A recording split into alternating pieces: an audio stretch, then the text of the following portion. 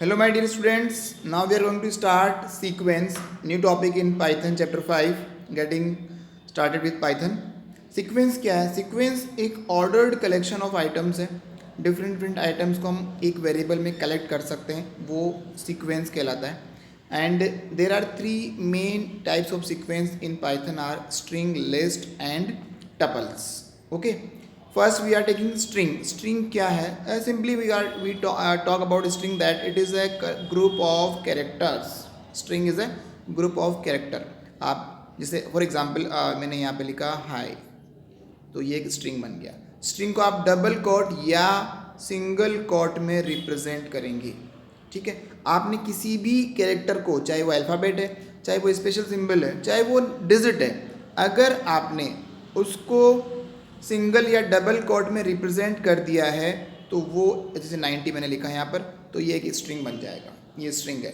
अब 90 अगर स्ट्रिंग है तो आप 90 को एज ए अरिथमेटिक ऑपरेशन आप इसको काम में नहीं ले सकते. सपोज मैंने लिखा 90 + 5, तो वो 95 नहीं होगा बिकॉज ये अब ये स्ट्रिंग है. ठीक है, ये होता है स्ट्रिंग का कंसेप्ट मेन. देखो यहाँ पर एग्जाम्पल दे रखा है इसने.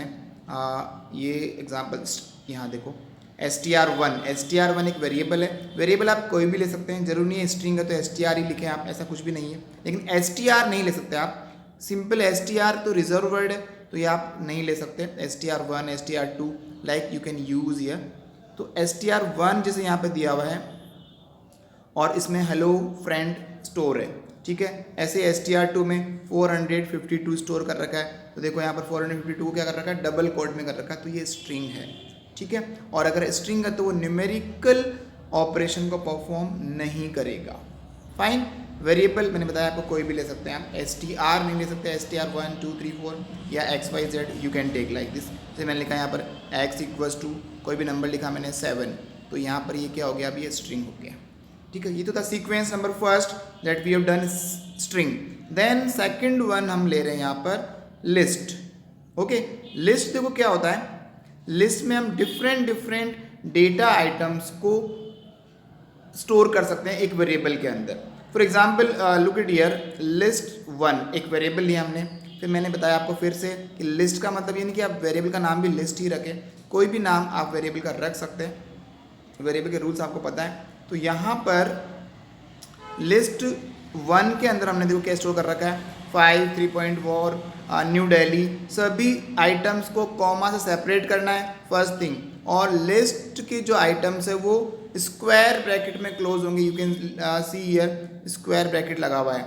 ठीक है, 5 से पहले. ठीक है, तो और कॉमा सेपरेट होंगे.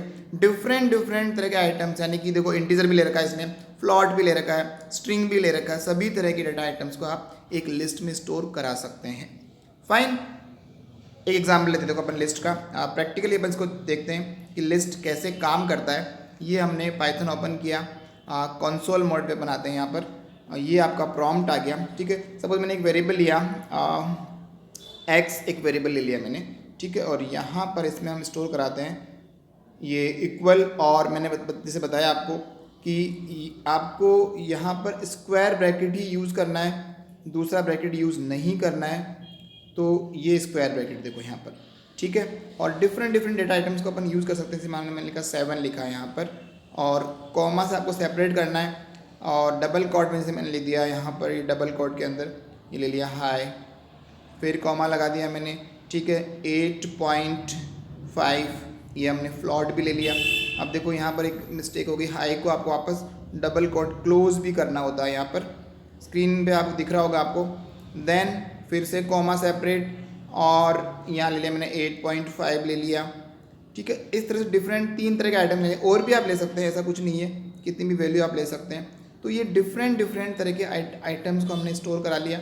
और फिर से इसको हम क्या करेंगे, सिंगल जो स्क्वायर ब्रैकेट है उसमें क्लोज कर देंगे. तो ये एक लिस्ट हो गया है. एक्स के अंदर 4 टाइप्स की डिफरेंट वैल्यूज हमने स्टोर करा ली, ये हमने एंटर किया. अब सपोज हम प्रिंट करते हैं, देखो ये प्रिंट किया, और अगर मैं x को प्रिंट कराता हूँ, ये x को प्रिंट कराता हूँ, तो इसने वापस वही लिस्ट आइटम्स को इनको प्रिंट कर दिया है.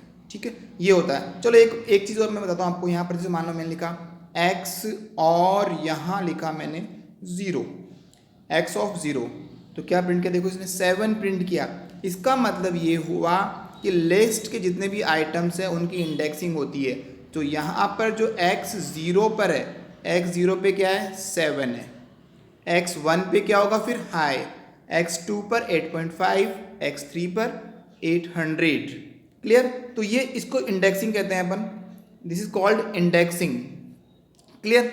चलो अपन एक और एग्जांपल लेते हैं। इसमें देखो x मैंने लिखा यहाँ x और 3 लिखा, ठीक है, और एंटर करता हूँ। You can see here 800 print हो गया, यानी कि जो 800 है वो थर्ड इंडेक्स पे, यानी कि लिस्ट का जो फर्स्ट आइटम होगा वो 0 इंडेक्स पर होगा।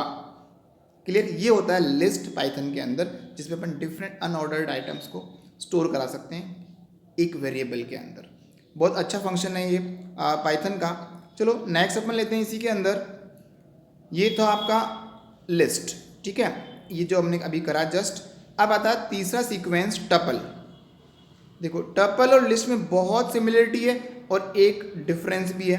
क्या है देखो, लिस्ट के आइटम्स को हम चेंज कर सकते हैं, बल्कि टपल्स को हम चेंज नहीं कर सकते। ये पहला बड़ा डिफरेंस है। दूसरा डिफरेंस है कि टपल्स को अपन पैरेंथेसिस के अंदर, यानी कि राउंड ब्रैकेट्स के अंदर आप रिप्रेजेंट करते हैं टपल्स को, ये राउंड ब्रैकेट, जबकि लिस्ट होता है वो स्क्वायर ब्रैकेट में क्लोज होता है। अब देखो यहाँ पर टपल का एग्जांपल देखिए। अब बाकी डेटा को रिप्रेजेंट करने का तरीका वही है। लुक एट हियर, टपल 1 एक वेरिएबल लिया जिसमें 10, 20, एप्पल, 3.4, ए, ये सभी तरह के डेटा आइटम्स को स्टोर करा रखा है। तो स्टोर करने का तरीका वही है, लेकिन चेंजेस यहाँ पर नहीं होगा। टपल्स को आप एलिमेंट्स के टपल्स के एलिमेंट आप चेंज नहीं कर सकते। एक बार आपने स्टोर कर दिया तो वो चेंज नहीं होते। हाँ, लिस्ट आप चेंज कर सकते हैं, ठीक है। ये डिफरेंस है लिस्ट और tuples. We can not change the tuple. Clear. चलो इसका भी एग्जांपल अपन ले लेते हैं, टपल का भी एक प्रैक्टिकल देखते हैं इसका। देखो अपन टपल का फिर से अपन ओपन करते हैं। यहाँ देखो एक और चीज़ मैं बता दूँ आपको, जैसे एक बार मैं लिस्ट पे वापस आता हूँ कि चेंज कैसे करें।